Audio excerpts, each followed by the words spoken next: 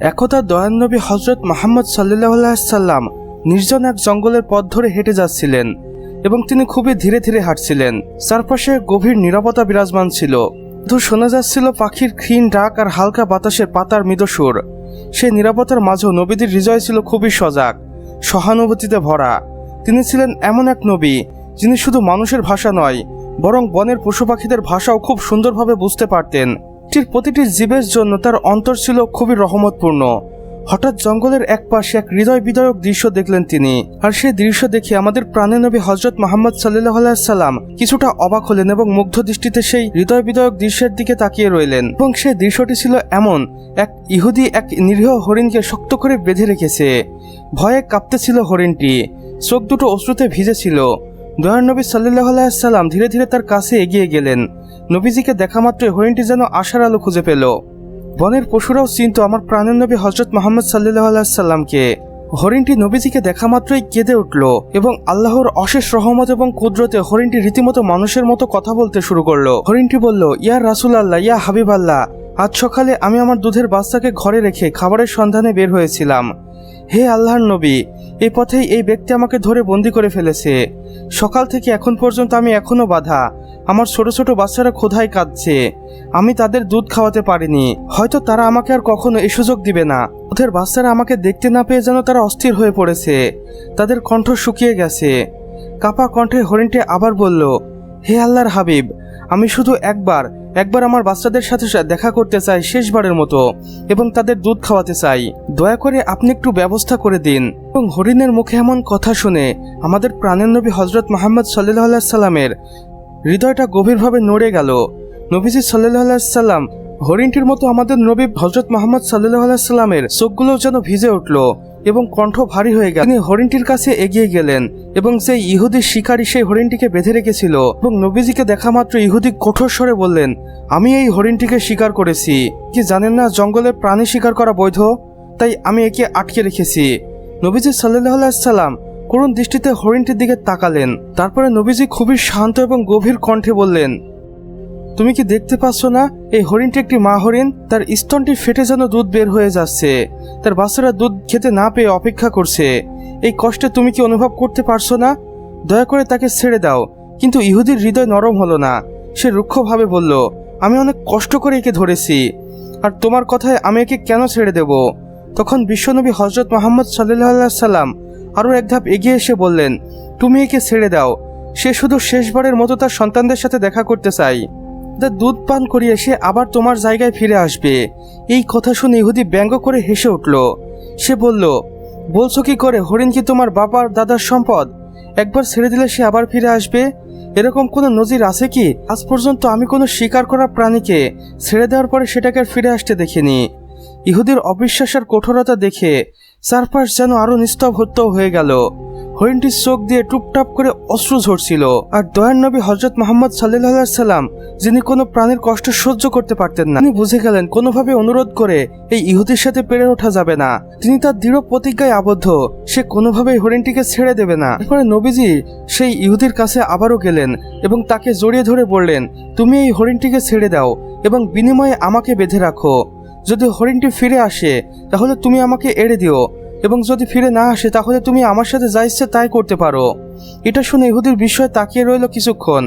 তারপর সে বলল, তাহলে ঠিক আছে, আমি হরিণটিকে ছেড়ে দিচ্ছি, তার বিনিময়ে তোমাকে বেঁধে রাখছি। যদি হরিণ ফিরে না আসে তাহলে তোমাকে আমি কোনোভাবে মুক্তি দেব না। অতঃপর ইহুদি হরিণটির বাঁধন খুলে দিল এবং দয়ার নবী প্রাণের নবী হযরত মুহাম্মদ সাল্লাল্লাহু আলাইহি সাল্লামকে সেই গাছের সাথে একইভাবে বেঁধে রাখলেন। হরিণটি ছাড়া পাওয়া মাত্রই নবীজির কাছ থেকে বিদায় নিয়ে এক মুহূর্ত দেরি করল না। সে ছুটে গেল বনের গভীরে। দৌড়াতে দৌড়াতে এজানাক অলৌকিক এবং অদ্ভুত দৃশ্য। সে সবুজ অরণ্যের মাঝে কিছুক্ষণের মধ্যেই হারিয়ে গেল এবং ইহুদি মনে মনে হাসতে লাগলো।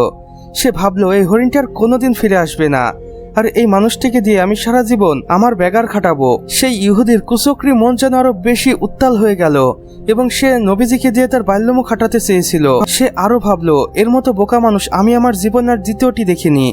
কিন্তু আমার প্রাণের নবী ছিলেন এমন একজন মানুষ যিনি তার শত্রুদেরও খারাপ চাইতেন না। অন্যদিকে মা হরিণ দৌড়াতে দৌড়াতে অবশেষে তার সন্তানদের কাছে পৌঁছেই গেল। ছোট বাচ্চাগুলো দুর্বল শরীর নিয়ে দাঁড়িয়েছিল, চোখ ছিল কান্নার ছাপ। মাকে দেখা মাত্রই তারা আবেগে ভেঙে পড়ল। তারা কাঁপা কণ্ঠে বলল, আম্মাজান, আজ সকাল থেকে আপনি কোথায় ছিলেন? আমরা আপনার জন্য অপেক্ষা করতে করতে ক্লান্ত হয়ে পড়েছি। দুধ খেতে না পেরে আমাদের গলা শুকিয়ে গেছে। এই কথা শুনে মা হরিণের চোখ ভিজে উঠল। সে সন্তানদের বুকে টেনে নিল গভীর মমতায় এবং বলল, হে আমার সন্তানরা, তোমরা জীবনের শেষবারের মতো আমার সাথে দেখা করে নাও।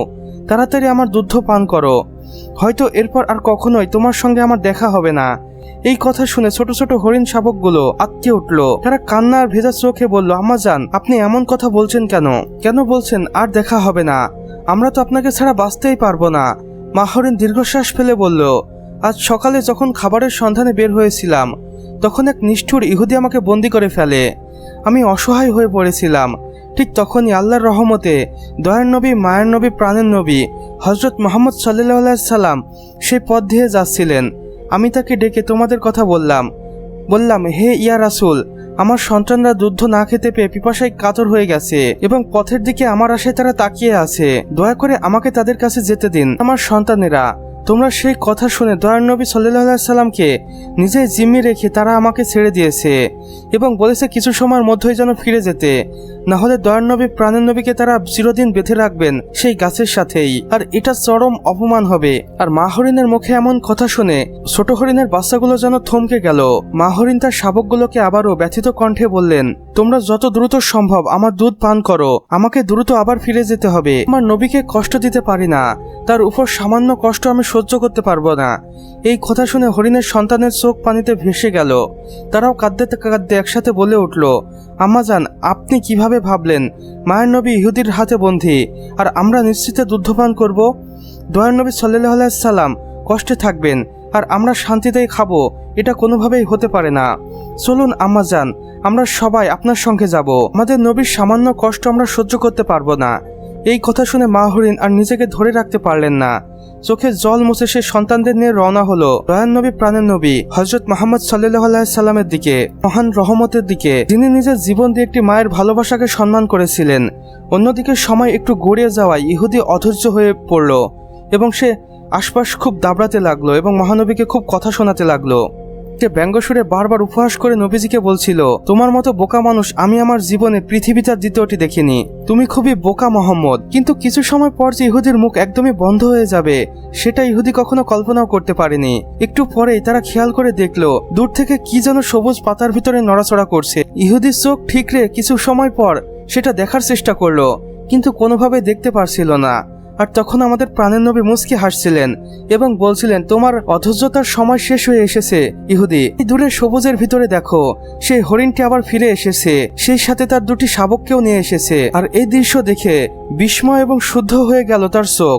অবিশ্বাস্য মুখে কোনো কথা না বলল না ইহুদিটি। দয়ার নবী হযরত মুহাম্মদ সাল্লাল্লাহু আলাইহি সাল্লাম মমতা ভরা কণ্ঠে হরিণটির দিকে তাকিয়ে জিজ্ঞাসা করলো, হে হরিণ, তুমি তোমার সন্তানের সংখ্যা এনেছো কেন? তোমার তো তাদের রেখে আসার কথা ছিল এবং একাই ফেরার কথা ছিল। মা হরিণটি তখন মাথা নিচু করে অশ্রুসল চোখে বলল, ইয়া রাসূলুল্লাহ, আমি যখন আমার সন্তানদের কাছে ফিরে গেলাম তখন বললাম আপনার কথা এবং তারা সবকিছু জেনে কোনোভাবেই জঙ্গলের ভিতরে লুকিয়ে থাকলো না। তারাও জেদ করলো আমার সাথে আপনার কাছে আসবে এবং এই ইহুদিকে মা সহ দুটো বাচ্চা উপহার দিবে এবং আপনাকে গাছে বেঁধে রেখেছে। এই কথাটি শুনে আমার শাবকরা এখনো এক ফোঁটা দুধও পান করেনি। তারা বলেছেন, আমার প্রাণের নবী কষ্টে থাকবে আর আমরা খাবো, এটা কখনো হতেই পারে না। এবং বাচ্চাকে এবং মা হরিণকে দেখে নবীজির চোখ যেন আরো বেশি ভিজে গেল এবং সে প্রায় কিছুক্ষণের জন্য বাকরুদ্ধ হয়ে গিয়েছিলেন। এমন মা হরিণটি বলে উঠল, হে আল্লাহর নবী, আমাদের এই আচরণে যদি আপনার বিন্দুমাত্র বেয়াদবি মনে হয়ে থাকে তাহলে অবশ্যই ক্ষমা দৃষ্টিতে দেখবেন এবং আমাদেরকে ক্ষমা করে দিবেন। ততক্ষণ পর্যন্ত আপনাকে কষ্ট দেওয়ার জন্য আমরা ভীষণভাবে লজ্জিত। এই কথা শুনে চারপাশে বাতাস যেন থমকে গেল। ইহুদিও বিস্ময়ের দৃষ্টিতে তাকিয়ে রইল। তখন বিশ্বনবী সাল্লাল্লাহু আলাইহি সাল্লাম ইহুদির মুখের দিকে দৃঢ় দৃষ্টিতে তাকিয়ে রইলেন কিছুক্ষণ এবং শান্ত কণ্ঠে বললেন, ওহে ইহুদি, এই নাও তোমার শিকার করা হরিণ ফিরে এসেছে। শুধু সেই নয়, বরং তার সন্তানেরাও ফিরে এসেছে। এখন তুমি চাইলে তাদেরকে তোমার সাথে নিয়ে যেতে পারো। তারপর নবীজি আরও বললেন, আর একটি কথা মনে রেখো, আমি সত্যিই নবী। আমি শুধু মানুষের নবী নই, আমি বন জঙ্গলে পশু পাখিদেরও নবী, সমগ্র জাহানের নবী। এই কথা বলে দয়ার নবী হযরত মুহাম্মদ সাল্লাল্লাহু আলাইহি সাল্লাম ধীরে ধীরে চলে যেতে লাগলেন সেই হরিণদের কাছ থেকে বিদায় নিয়ে। সুবহানাল্লাহ। পেছন থেকেই কাপা কণ্ঠে ইহুদি দয়ার নবীকে ডেকে বললেন, বনের হরিণ যার মায়ায় ফিরে আসে, আমি বুঝতে পেরেছি তিনি আল্লাহর নবী ছাড়া আর কেউই হবেন না। হে আল্লাহর রাসূল, আমাকে আপনি আপনার হাত ধরে কালেমা পড়ে মুসলিম করিয়ে দিন, আর এই হরিণকে আমি চিরদিনের জন্য ছেড়ে দিলাম। কখনো এই হরিণকে আমি আর ধরব না। আপনি আমাকে আপনার চরণতলায় রেখে গোলামি করার সুযোগ দিন। অতঃপর হযরত মুহাম্মদ সাল্লাল্লাহু আলাইহি সাল্লাম হাতে হাত রেখে সেই ইহুদি মুসলমান হয়ে গেল। সুবহানাল্লাহ, আলহামদুলিল্লাহ। আমার প্রিয় মুমিন ভাই ও বোনেরা, এটাই ইসলাম ধর্ম, যেখানে শুধু শান্তিতে ভরা। আমার প্রিয় ভাই ও বোনেরা, আমাদের আজকের স্টোরি রয়েছে 3টি। প্রথম স্টোরি তো আপনাদের শোনালাম, এবার আসুন দ্বিতীয় স্টোরিটি সম্পর্কে জেনে আসি। এই স্টোরিটিও ভীষণ মজাদার এবং ইন্টারেস্টিং। একদা এক দিনের ঘটনা। পবিত্র মদিনা শরীফে ভূমিতে সাহাবীদের একটি বিশেষ সমাবেশ বসেছিল। সেই সমাবেশের কেন্দ্রবিন্দুতে ছিলেন হযরত মুহাম্মদ সাল্লাল্লাহু আলাইহি সাল্লাম। তিনি তার সঙ্গীদের সাথে বদরের ওই ঐতিহাসিক যুদ্ধের অলৌকিক বিজয়ের গাথা এবং আল্লাহর সাহায্য সম্পর্কে গুরুত্বপূর্ণ আলোচনা করছিলেন। ফলে সমাবেশে একটি গভীর নীরবতা বিরাজ করছিল, যেখানে প্রতিটি হৃদয় আল্লাহর রসুলের দিকে চেয়েছিল। ঠিক সেই সময় খোলা আকাশের দিক থেকে একটি ছোট্ট উজ্জ্বল দোয়েল পাখি যেন তার জীবনের শেষ আশ্রয় নিয়ে উড়ে এসেছিল সেই সমাবেশের ঠিক পাশেই থাকা একটি ছায়াময় জায়গায়। ছোট্ট বুকে ওঠানামা করছিল, তার পালক ঘামে ভিজে গিয়েছিল এবং মুখে ছিল চরম ভয় ও ক্লান্তি এবং অসহায়ত্বের ভাব। তার কয়েক সেকেন্ডের মধ্যেই আকাশে চক্কর কাটতে থাকা একটি বিশাল বাজ পাখি বৈদ্যুতিক গতিতে নেমে আসে এবং খেজুর গাছের উপরে বসে। বাজ পাখিটির নজর ছিল তীক্ষ্ণ, সে চাইছিল সেই দোয়েলটিকে শিকার করতে, এবং সে বাজ পাখির তাড়া খেয়ে দোয়েলটিও বেশ ক্লান্ত এবং মৃতপ্রায় হয়ে গিয়েছিল। তার শরীরের সবটুকু শক্তি যেন তুচ্ছ হয়ে গিয়েছিল বা ক্ষীণ হয়ে গিয়েছিল। সে কোনোভাবেই আর নড়তে পারছিল না। কিছুক্ষণ অপেক্ষা করে দোয়েল পাখিটি মাথা উঁচু করে নবীজির সামনে গিয়ে বসলেন এবং নবীজিকে বললেন, হে আমার প্রাণের নবী, দেখুন এই বাজ পাখিটি আমাকে খাওয়ার চেষ্টা করছে এবং একটানা অনেকক্ষণ যাবত আমাকে তাড়া করেছে। বাজ পাখির আমার তাড়া খেয়ে আমি অনেক ক্লান্ত হয়ে পড়েছি এবং সেও আমাকে খেতে মরিয়া হয়ে আছে। প্রাণ বাঁচানোর জন্য উঠতে উঠতে আমি এখন একবারেই ক্লান্ত, আমার দম প্রায় শেষ হয়ে এসেছে। হে দয়ার নবী, আপনি আমাকে হিংস্র বাজ পাখির হাত থেকে রক্ষা করুন। হে আল্লাহর হাবিব, আমারে আরও একটি বড় কষ্ট আছে। আমার দুটো বাচ্চাকে আমি রেখে এসেছি ঝোপের পেছনে। সারাদিন আমাকে না দেখতে পেয়ে তারাও কতটা ভয়ে আছে এবং কষ্টে আছে আল্লাহই জানে। আমার বাচ্চাদের খাতিরে দয়া করে আমার প্রাণটি বাঁচিয়ে দিন। এই করুণ আর্তনাদ দয়ার নবীর হৃদয়টাকে একবারে ছুঁয়ে গেল। তিনি গভীর মনোযোগ দিয়ে আর অসীম মমতায় সেই অসহায় প্রাণীটিকে কথা শুনলেন এবং তার মাথায় হাত বুলিয়ে তাকে সান্ত্বনা দিলেন। বললেন, হে দোয়েল পাখি, তুমি শান্ত হও। এখন তুমি আল্লাহর নবীর আশ্রয়ে এসে পৌঁছে গেছো, তোমার কোনো ভয় নেই। যতক্ষণ তুমি এই সমাবেশে থাকবে ততক্ষণ তোমার উপর কোনো বিপদ আসবে না। নবীজি মোবারকের চেহারা দেখে শান্তি ও নিরাপত্তার আলো ছড়িয়ে পড়ল দোয়েলের শরীরে। দোয়েল পাখিটি কাঁপুনি ধীরে ধীরে থামতে লাগলো।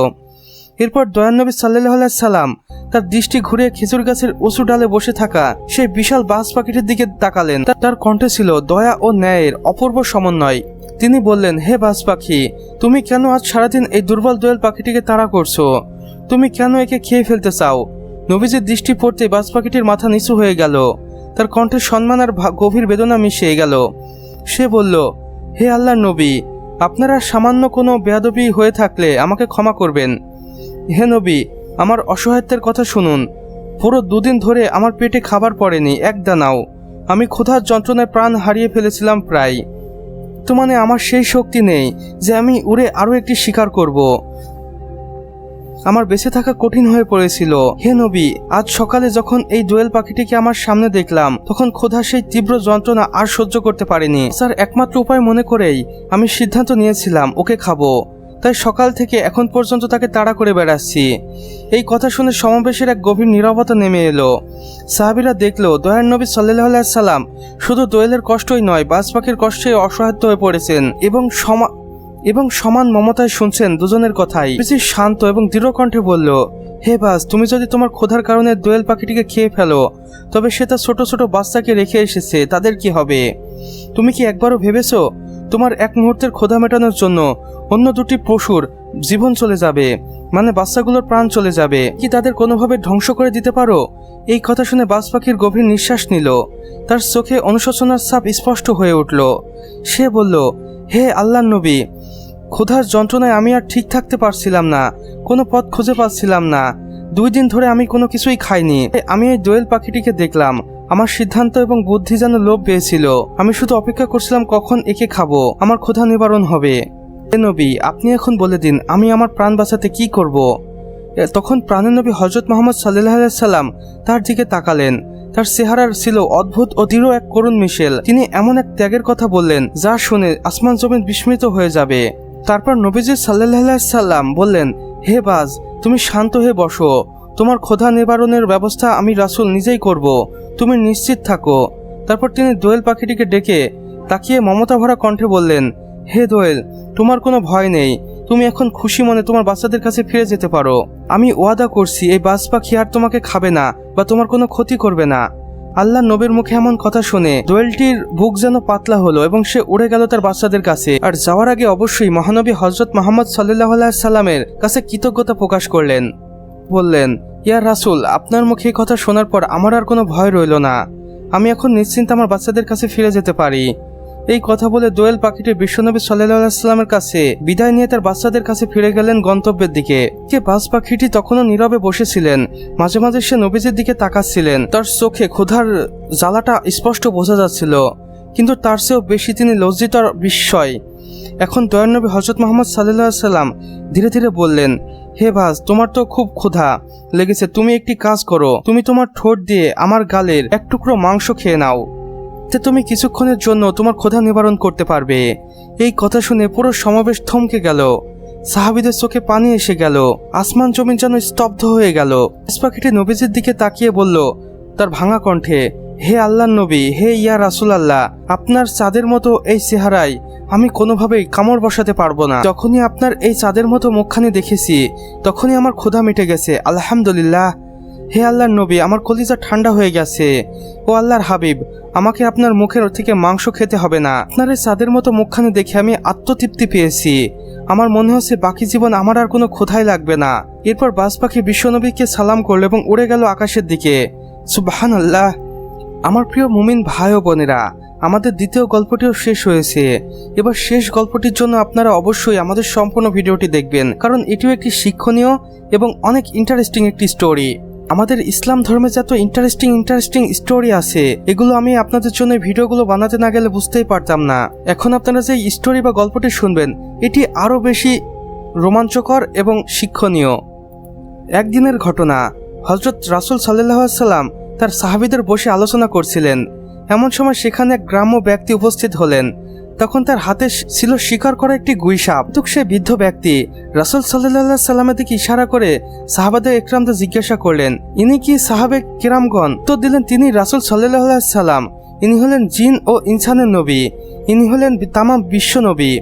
অতঃপর সে আগন্তুক ব্যক্তি বলল, আমি কসম করে বলছি আমি তাকে নবী বলে স্বীকার করি না, তবে আমার হাতে যে শিকার করা গুইসাপ রয়েছে, এই সাপটি যদি কথা বলতে পারে তাহলে আমি নবুয়ত প্রাপ্ত এই নবীর কাছ থেকে ইসলাম ধর্ম গ্রহণ করব।